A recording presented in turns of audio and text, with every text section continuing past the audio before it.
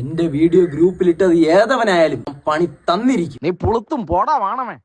നീയൊക്കെ കളിച്ചത് ജിഷ്ണുവിനോടാണ്. അരമണിക്കൂറിനകം നിന്റെയൊക്കെ കഴുക്കാണ് ഈ വീഡിയോസ് ഗ്രൂപ്പിൽ കിടന്നോടും. എടാ ആട്ടിക്കാട്ടൻ ദീപു, ആദ്യത്തെ മിസൈൽ നിന്റെ അണ്ണാക്കിലോട്ടായിരിക്കും.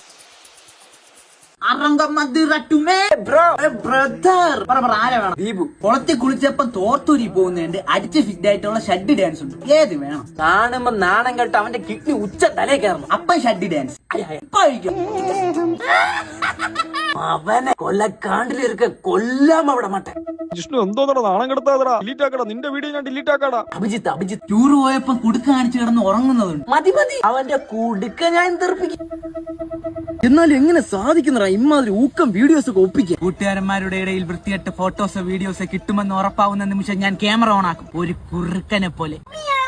അപ്പൊ നീയായിരുന്നല്ലേ? എന്തോ നീ തന്നെ? നീല.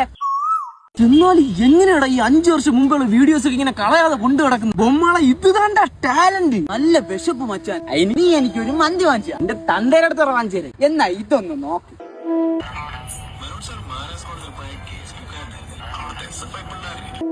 ഇത് 2015 പല്ലവന്റെ ഒക്കെ സൂക്ഷിച്ചു വെച്ചിരിക്കുമ്പോ നിന്റെ ഞാൻ കളയോടാ. അണഞ്ഞിരുന്ന ആസനത്തിൽ തന്നെ അടിച്ചല്ലേ. ഇത് ഗ്രൂപ്പിലിട്ടാൽ അൽഫാം മന്തി വേണോ, പെറി പെറി മന്തി വേണോ? അത്